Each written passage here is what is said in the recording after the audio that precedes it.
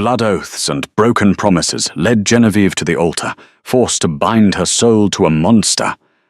Desperate, fleeing through moonlit corridors, she crashed into a shadowed stranger. To hide, she pressed her lips to his. She sought salvation. Instead, she accidentally claimed the ruthless Alpha King. The heavy oak doors of Blackwood Keep shuddered under the howling winter wind, but the chill inside the grand hall had nothing to do with the weather. Genevieve of House Sterling stood perfectly still by the roaring hearth, her fingers digging so deeply into the heavy velvet of her emerald gown that her knuckles ached. She was the eldest daughter of Duke Harrison Sterling, and tonight she was nothing more than currency.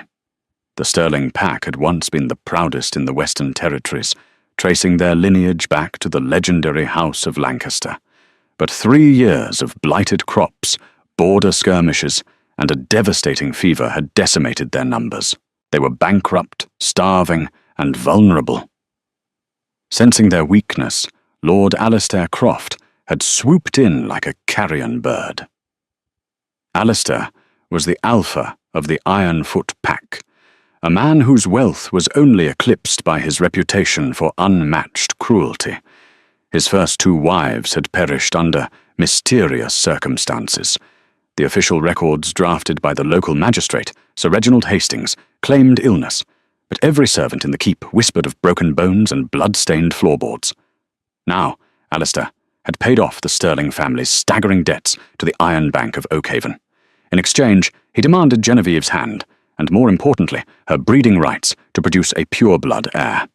Across the great hall, the feast was a grotesque display of excess. Men tore into roasted boar and spilled spiced wine over the cobblestone floors, their laughter echoing off the vaulted ceilings. Genevieve watched Alistair hold court at the high table. He was a broad, brutish man, with thinning pale hair and a jagged scar that pulled his upper lip into a permanent sneer. Whenever his gaze dragged across the room and landed on her, a greasy, triumphant smile spread across his face. Genevieve's inner wolf, a silver-furred beast named Lyra, paced frantically within her mind, whimpering in distress. "Danger!" Lyra snarled, clawing at Genevieve's ribs. "We cannot submit to this. We will die." "You look as though you are marching to the executioner's block, my dear." Genevieve jumped. Her father, Duke Harrison, had materialized beside her. His face was gaunt, the shadows beneath his eyes speaking of sleepless nights and the heavy burden of a failing pack. "I am," Genevieve said quietly, her voice trembling. "Father, please. You know what he did to Lady Margaret. You know what he is. Do not make me do this." Harrison closed his eyes, a flicker of profound shame crossing his weary features. "The treaty is signed, Genevieve. The priest arrives at dawn to bless the mating ceremony. If you refuse him, Alistair will call in the debt. He will strip us of our lands, slaughter our remaining warriors, and sell your younger sister, Penelope, to the rogue camps in the northern wastes. You are a Sterling. You must do your duty." He turned and walked away before she could see the tears welling in his eyes. Genevieve was left alone, the weight of her sister's life resting like an anvil on her chest. She looked towards the high table again. Alistair was rising, wiping grease from his chin with the back of his hand, his dark eyes locked onto her. He was coming for her. Panic, cold and sharp, flooded her veins. She could not breathe. The scent of roasted meat, stale ale, and the overwhelming musk of unwashed alphas in the room suddenly became suffocating. Instinct took over. Before Alistair could cross the expanse of the hall, Genevieve slipped behind a heavy tapestry depicting the Battle of High Reach. She stepped into a narrow, dimly lit servants' corridor. The music and laughter immediately muffled behind the thick stone walls. She didn't have a plan. She only knew she needed air, needed a moment to silence the screaming of her wolf before she was forced into a cage from which she would never escape. Lifting the heavy skirts of her gown, Genevieve ran. She navigated the labyrinthine hallways of Blackwood Keep, her soft leather slippers making barely a sound against the freezing stone. She passed the armory, the abandoned east wing, and finally pushed through a heavy iron-wrought door that led out into the sprawling, neglected maze of the courtyard gardens. The freezing night air hit her like a physical blow, shocking her system. Snow had begun to fall, dusting the dead rose bushes and frozen fountains in a layer of pristine white. She took a deep, ragged breath, letting the icy wind cool her flushed skin. "Did you really think I wouldn't notice my bride slipping away?" Genevieve froze. The voice was a low, gravelly rasp that sent a jolt of pure terror down her spine. She spun around. Alistair stood at the entrance of the garden, flanked by his hulking beta, a man named Garrett, whose reputation for torture was well documented in the territory. Alistair held a flickering torch, its orange light casting demonic shadows across his scarred face. "You are a spirited little thing," Alistair sneered, stepping slowly onto the snow-covered cobblestones. "I like that." Margaret was too soft. She broke much too quickly. "I hope you will provide me with far more entertainment." "Stay back," Genevieve warned, backing away into the shadows of the hedges. Her wolf was entirely feral now, demanding blood, demanding she shift and fight. But against two fully grown alpha-blooded males, she wouldn't stand a chance. "Garrett," Alistair said lazily, not taking his eyes off Genevieve. "Block the gate. If she runs, break her legs. The priest only requires her to be able to speak the vows. He cares not if she can walk." Genevieve didn't wait. As Garrett moved to secure the exit, she turned and sprinted deeper into the frozen labyrinth. The maze of dead hedges was blinding in the dark. Genevieve tore through the twisting paths, thorns snagging her velvet dress and scratching her arms. She could hear the heavy, crushing footsteps of Alistair and his beta behind her, their laughter echoing cruelly in the silent, snow-muffled night. They weren't just hunting her, they were playing with her. "Come out, little wolf." Alistair's voice drifted over the hedges, dangerously close. "The longer you hide, the worse your punishment will be. Think of little Penelope." A sob threatened to tear from Genevieve's throat, but she bit down on her lip hard enough to draw blood. She rounded a sharp corner, seeking the center of the maze where an old stone pavilion stood. If she could reach it, she might be able to climb the trellis and escape over the outer wall. She practically threw herself into the deep shadows of an alcove carved into the dense brush, pressing her back against the freezing stone wall of a large statue. She held her breath, praying to the moon goddess that her scent would be masked by the frost. Then she realized she was not alone. A figure stood in the absolute darkness of the alcove. Genevieve gasped, a scream rising in her throat, but a large gloved hand clamped over her mouth before she could make a sound.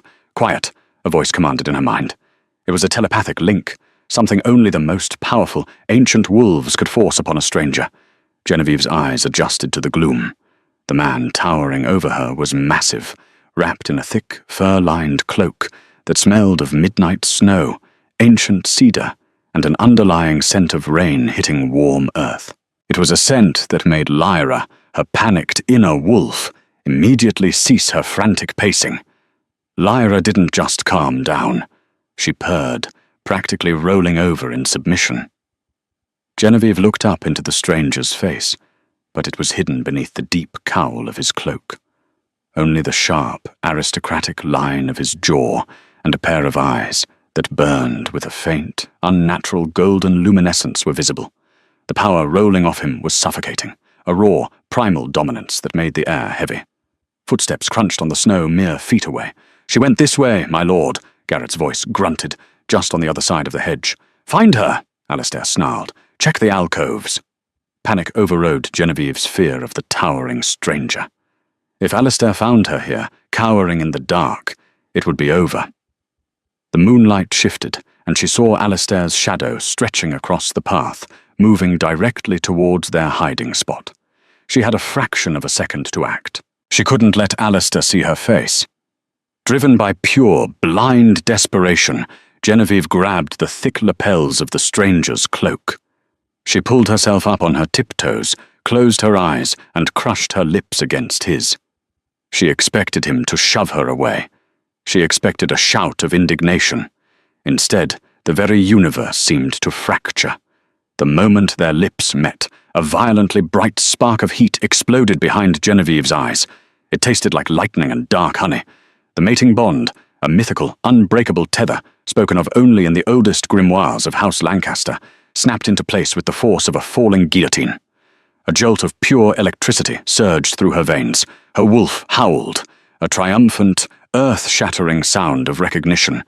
Mate, mate, mate. The stranger went rigid against her. A low, vibrating growl rumbled deep in his chest, a sound so primal it made the ground beneath their feet tremble. He didn't push her away. Instead, a massive, unyielding arm wrapped around her waist, crushing her against his solid chest, lifting her entirely off the snow-covered ground.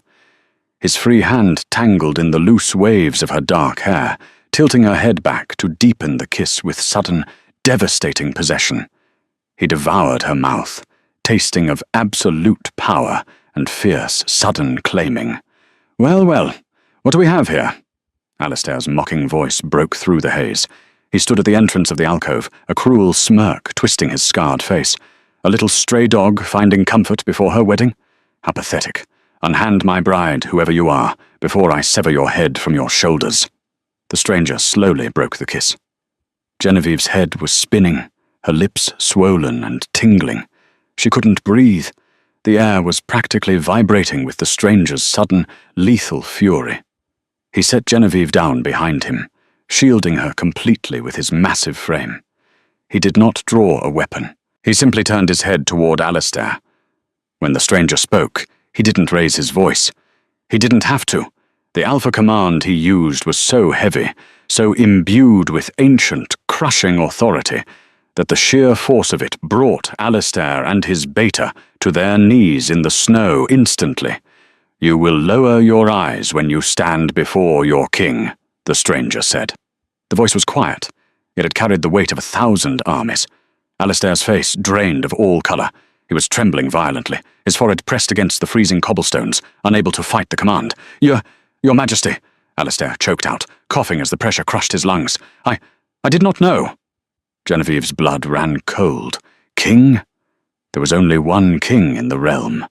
Evander of the Blood Moon Pack, the Alpha King, a warlord who had conquered the eastern territories, a man reputed to be as ruthless as a winter storm. He rarely left his high mountain fortress, and he certainly did not attend minor pack feasts.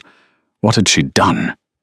She had just assaulted, kissed, and apparently triggered a mate bond with the most dangerous man on the continent, a man who was entirely out of her league, and a man who would surely execute her for her audacity once he realized she was just a desperate, bankrupt duke's daughter. While the Alpha King's attention was focused on the groveling Alistair, the instinct to flee overwhelmed Genevieve. She was a runaway bride, a disgraced noble, and now a fugitive from the crown. She took a step back, slipping seamlessly into the dark gap in the hedges behind the pavilion. The king turned back, a sliver of golden light catching his impossibly handsome, hardened face. "Mine," he whispered, his eyes locking on to where she had just been standing. But Genevieve was already gone, disappearing into the blinding snowstorm.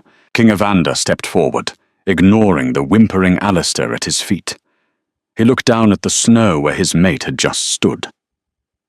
Lying on the frost was a delicate silver hairpin, stamped with the fading crest of House Sterling.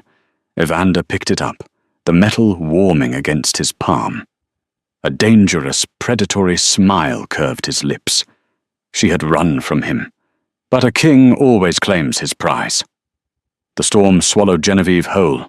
For hours she waded through thigh-high snowdrifts, her velvet gown acting as a frozen anchor dragging her down.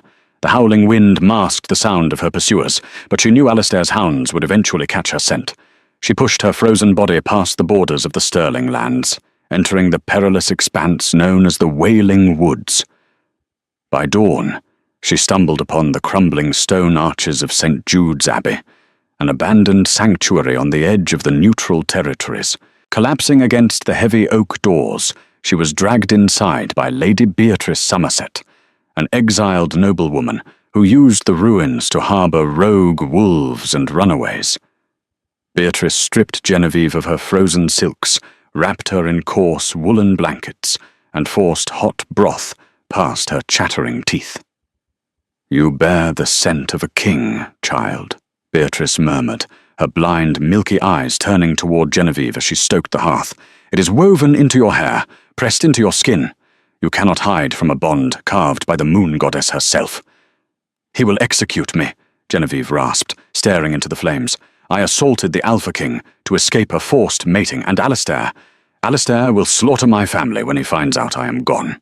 Meanwhile, back at Blackwood Keep, the great hall had been transformed from a banquet of excess into a tribunal of terror. King Evander sat upon the High Lord's chair, his massive frame radiating a lethal, suffocating aura that had every alpha in the room pressing their throats in submission. He had not come to Blackwood Keep for a feast. For months, his royal spies, led by Commander Tristan Hawke, had been tracking a treasonous plot. Someone was poisoning the western farmlands, forging debts with the Iron Bank, and funneling weapons to the rogue camps in the north. Evander had traced the corruption to Lord Alistair Croft. "You forced a mating upon the daughter of Duke Harrison." Evander's voice was dangerously soft, echoing off the stone walls. He held up the delicate silver hairpin he had found in the snow, his golden eyes fixed on Alistair, who was kneeling on the floor, trembling violently. "It was a legal contract, Your Majesty," Alistair pleaded, sweat beading on his scarred forehead. "Duke Harrison owed me a fortune. I was merely collecting my due. The girl is a hysterical brat. She ran into the woods. She is likely dead by now." A low, earth-shattering growl vibrated from Evander's chest, cracking the stone beneath his boots. The very mention of his mate dying sent his inner wolf into a murderous frenzy. "If she is dead, Alistair, I will spend the rest of my immortal life ensuring your agonizing demise," Evander promised softly. "Commander Tristan." "Yes, my king." Tristan stepped forward, his hand resting on the hilt of his broadsword. "Arrest Lord Croft and his beta. Seize their ledgers. If I find proof that he manufactured the Sterling Pack's ruin, hang him from the highest tower." Evander stood, his midnight cloak billowing behind him. "I have a queen to find." It took Evander 3 days to track her. He did not use hounds. He did not use guards. He followed the faint, intoxicating scent of jasmine and winter frost that belonged solely to his mate. Genevieve was chopping firewood in the courtyard of St. Jude's Abbey when the air suddenly grew impossibly heavy. The birds stopped singing. The wind died completely. Lyra, her inner wolf, let out a joyous, whimpering howl, dropping her mental guard entirely. Genevieve dropped the iron axe. She turned slowly. Evander stood at the edge of the courtyard. He looked exhausted. Snow dusted his broad shoulders, and his golden eyes burned with an intensity that made Genevieve's knees weaken. He was magnificent, a god of war carved from marble and shadow, and he was looking at her as if she were the only living thing in the universe. Genevieve took a panicked step backward. "Stay away. I know what the penalty is for attacking the crown." Before she could finish her sentence, the Alpha King, the most feared warlord in the realm, did the unthinkable. He dropped to his knees in the snow. He bowed his head, baring his neck to her in the ultimate display of wolf submission. "I am not here to punish you, Genevieve of House Sterling," Evander said, his gravelly voice thick with emotion. "I am here to beg for your forgiveness. I failed to protect you in your own home. I let a monster corner you in the dark. Please, let me take you away from here. Let me give you the world you deserve." Genevieve stared at the king, kneeling at her feet. The absolute sincerity in his voice, the raw vulnerability of his posture, shattered the walls she had built around her heart. She closed the distance between them, her trembling fingers reaching out to touch the cold, sharp plane of his cheek. Evander leaned into her touch, his eyes fluttering shut as a deep sigh escaped him. He wrapped his arms around her waist, burying his face in her stomach, holding her as if she were his salvation. "My king," she whispered. "Evander," he corrected softly, looking up at her with burning devotion. "To you, only Evander." Their fragile sanctuary at St. Jude's Abbey was violently breached before the sun reached its zenith. The heavy oak doors rattled not with the wind, but under the urgent, armoured fists of the Royal Guard. Commander Tristan Hawke strode into the flickering firelight of the nave, his silver armour crusted with ice. He did not look at Genevieve. His grim eyes were locked entirely on his king. Tristan extended a trembling hand, offering a parchment sealed with the crude, blood-red wax of the Iron Footpack. Evander broke the seal. As his golden eyes scanned the jagged handwriting, the temperature in the stone abbey plummeted. The air grew so dense with sheer, suffocating alpha aura that the remaining stained-glass windows of the sanctuary violently shattered outward, raining coloured glass into the snow. "My king?" Tristan asked, his hand instinctively dropping to the hilt of his broadsword. "Alistair evaded the blockade at Blackwood Keep." Evander's voice was a terrifying, hollow whisper, devoid of its usual rich cadence. It was the voice of a god of death. "He took the youngest Sterling girl.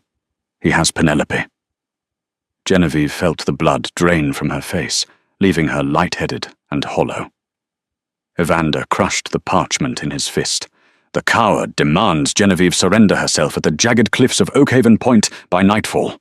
If she does not, or if he spots a single royal banner, he will throw the child into the freezing sea." Evander turned, his eyes bleeding from their warm gold into a luminous, unnatural crimson. The shadows in the room seemed to stretch and coil around his boots. "Commander Tristan, mobilize the vanguard. I will tear his lands to ash. I will pull his spine through his throat." "No," Genevieve interrupted. The single word echoed loudly in the ruined abbey.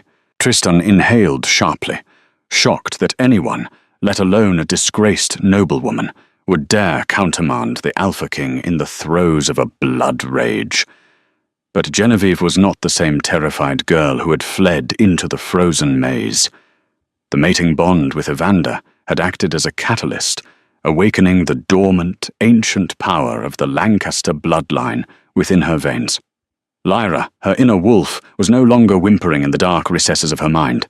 She was at the forefront, pacing with predatory grace, her silver coat gleaming with raw magic. Genevieve stepped into Evander's space, reaching out to press her palms flat against the rigid, trembling armor of his chest. "We will not risk my sister's life with an army. He expects a broken, weeping runaway.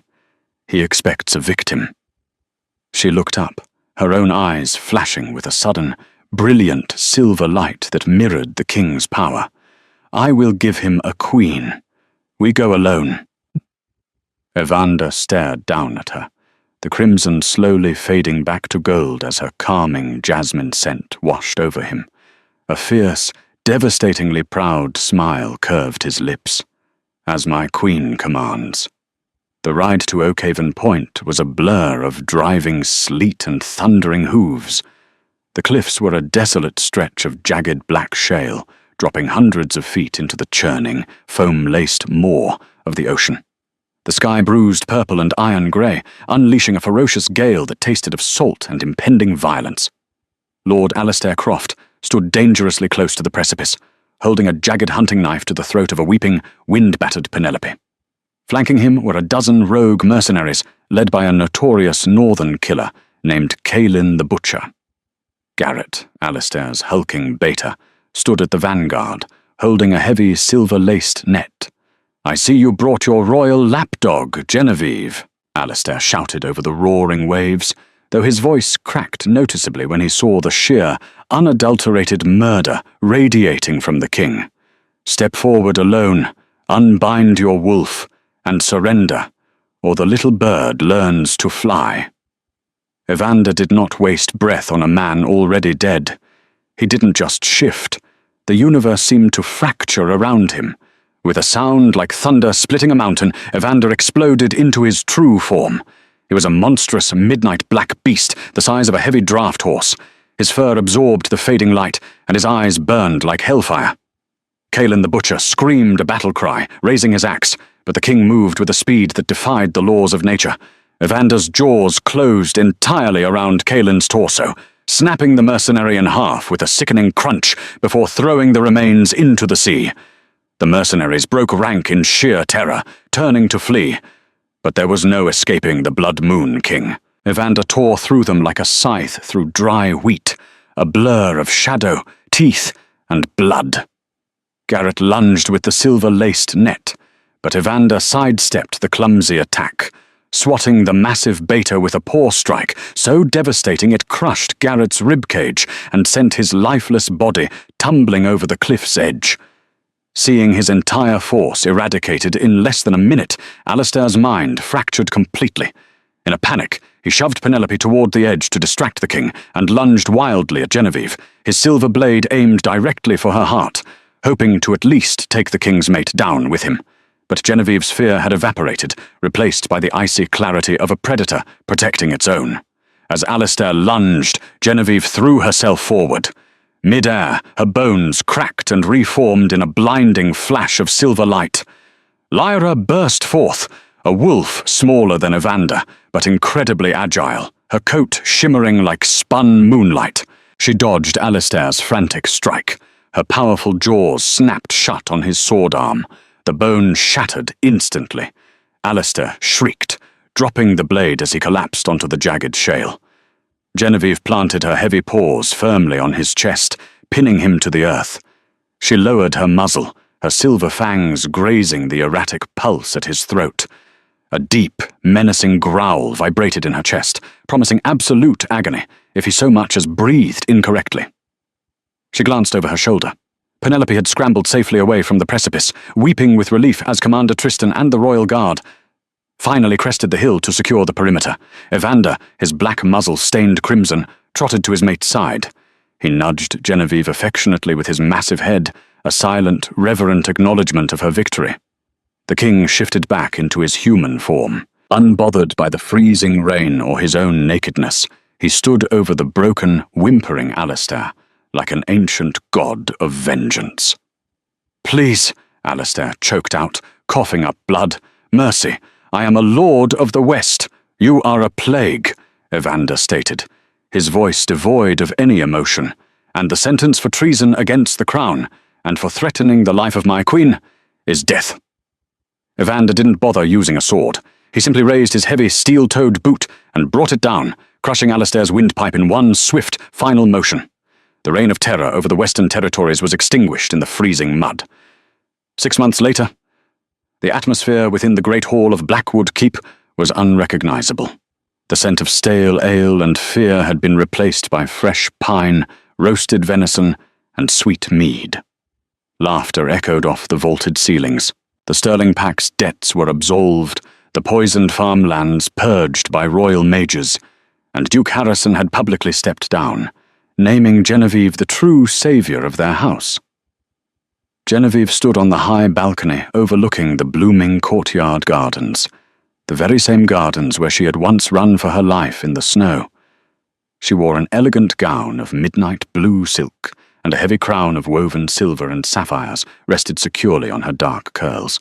Warm, muscular arms wrapped around her waist from behind, pulling her flush against a broad chest. Evander buried his face in the crook of her neck, inhaling her jasmine scent deeply. He pressed a soft, lingering kiss right over the faded crescent moon scar on her collarbone, the permanent mark of their royal mating ceremony. "Are you happy, my little wolf?" Evander murmured, his gravelly voice vibrating against her skin. Genevieve leaned back into his solid embrace, watching the sunset paint their kingdom in strokes of gold and fire. She thought of the desperate, broken girl she had been, running blindly into the dark maze, praying for a way out. She had sought a fleeting hiding place. Instead, she had found an empire. "I have never been happier," she whispered, turning in his arms to capture his lips in a kiss that still tasted of wild lightning and dark honey. From a desperate runaway to the most powerful woman in the realm, Genevieve rewrote her destiny in the winter snow. She sought a fleeting disguise, but found an eternal empire instead. Beside Evander, she did not just survive the vicious political games of the Packlands. She conquered them completely. Their legendary bond proved that sometimes the absolute greatest salvations are born in the darkest, most unexpected shadows of our lives.